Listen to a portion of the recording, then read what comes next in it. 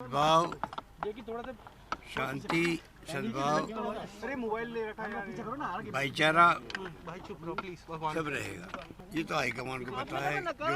जो आपने जो देखा आपने, सर जाहिर सी बात है 3 लोगों की कमेटी बनी है, तो कोई उनकी ग्रीवेंशियल होगी तो वो उनको बता देंगे। देखिए, अब जो कल फैसले हुए हैं और उसके बाद में अब आगे की रणनीति अब बनेगी। सर एमएलए का ये कहना है कि जो पार्टी के साथ रहे, क्या वफादारी उनका अपराध था, उसके बारे में क्या कहेंगे आप?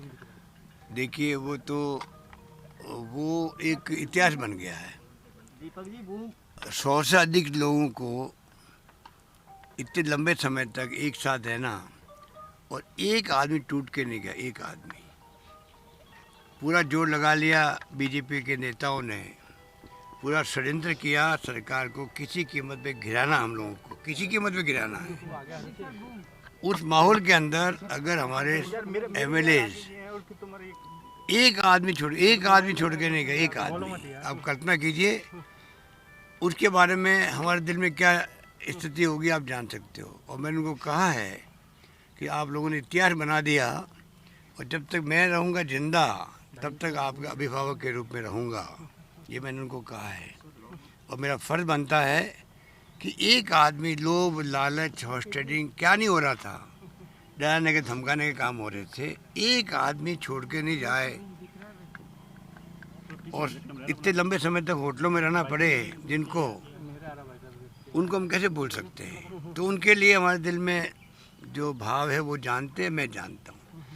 और उसी कारण से वो लोगों ने विश्वास करके मेरे पर, हाईकमांड पर, उन्होंने रहना स्वीकार किया। उनको विश्वास हाईकमांड पे भी है, मुझ पे भी है।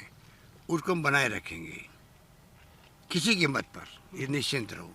और जो लोग आए हैं, अब वो किन परिस्थितियों में गए हैं, क्यों गए हैं, क्या वादे किए गए थे उनसे, क्या नाराज़गी मुझसे है, वो हम दूर करने का प्रयास करेंगे। सर जो आदमी सत्ता में होता है, असेंबली के अंदर भी सत्ता पक्ष जो होता है, उसकी ज़्यादा जिम्मेवारी होती है विपक्ष को साथ लेकर चलने की।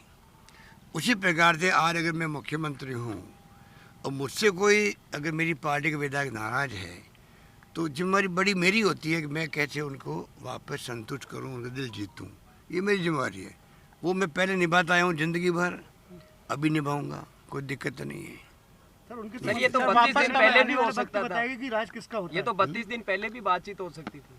इतना सर हुआ है, अच्छा थोड़ी हुआ है। अब ये तो जो भागीदार थे, कभी मिले तो आप उनसे बात कीजिए। सर वापस कब तक आएंगे सारे विधायक? आप मानते हैं निकम्मे? आज भी वो आपने कहा था निकम्मा है, आपने शब्द इस्तेमाल किया था। अब वापस आएंगे तो काम कैसे करेंगे साथ में?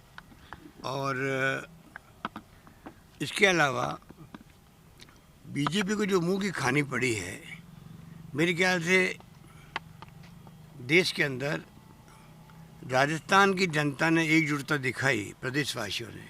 ये असली जीत प्रदेशवासियों की है। मैंने जो पत्र लिखा था, मीडिया ने उसको ढंग से जगह नहीं दी है, और भास्कर ने जो मेरी फ़ोटो दी है, ऐतिहासिक फ़ोटो है वो, कि मैं बहुत भावुक हो गया हूँ और पता नहीं क्या क्या उसने लिखा है। तो ये मीडिया का एक करैक्टर भी सामने आता है। ऐसे इतना मैंने प्यार से पत्र लिखा, 200 विधायकों को लिखा, और मैंने क्या कहा उसमें, अपनी आत्मा से, अपने परिवार से, अपने मतदाताओं से पूछो, फिर फैसला करो।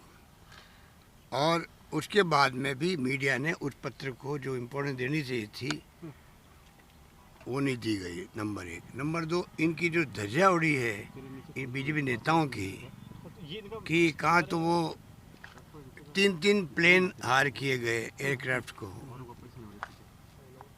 भेजने के लिए गुजरात में, 1 प्लेन जा पाया इनका। दूसरा, आज उनको बाड़ेबंदी करनी थी, बुला लिया गया सबको, अचानक मीटिंग कैंसिल कर दी गई।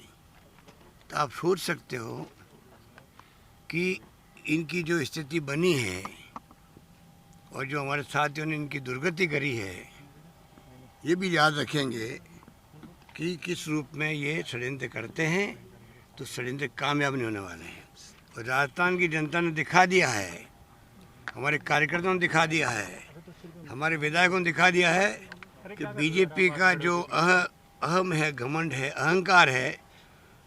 देश के अंदर, हर राज्य के अंदर कांग्रेस जनों के अंदर उत्साह का संचार हुआ है और सब मिलकर के इनका मुकाबला कर सकते हैं।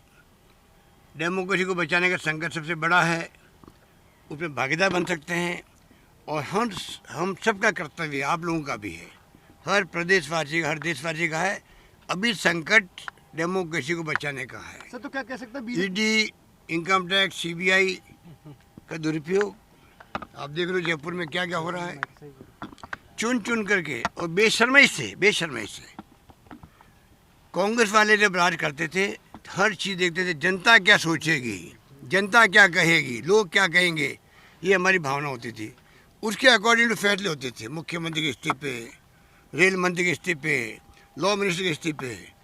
अब इतनी बेशर्म सरकार आई है, लोग क्या कहेंगे चिंता ही नहीं है।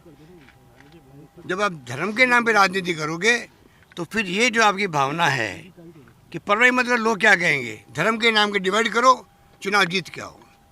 31% पे आए पहले, अब आए 39% पे आए। बाकी लोग रहते नहीं है कि देश के अंदर 70% लोग क्या सोचते हैं। तो ये भूलना नहीं चाहिए सरकार को। जिस प्रकार का माहौल बनाया गया वो सब आपके सामने, कहानी आपके सामने है। सर आपके विधायक राजी है इस फार्मूले से, उनसे बातचीत हो गई पहले या अब होगी आज? बातचीत होती रहती है राजनीति में। आप जानते हैं कि समय समय पर हम लोग बात करते हैं, आपस में मेल मिलाप होता है। उसकी चिंता नहीं करें, पार्टी एकजुट रहेगी, पार्टी 5 साल तक शासन करेगी, अगला चुनाव जीत के आएंगे हम लोग। पब्लिक ने तय कर लिया है। ये जो बीजेपी ने षड्यंत्र किया है इसका सबक सिखाने का मौका अब आम जनता के सामने आएगा। अगला चुनाव 2023 का चुनाव आएगा और 5 साल तक सरकार चलेगी। सरकार बहुमत में पहले थी, आज भी है, कल भी रहेगी।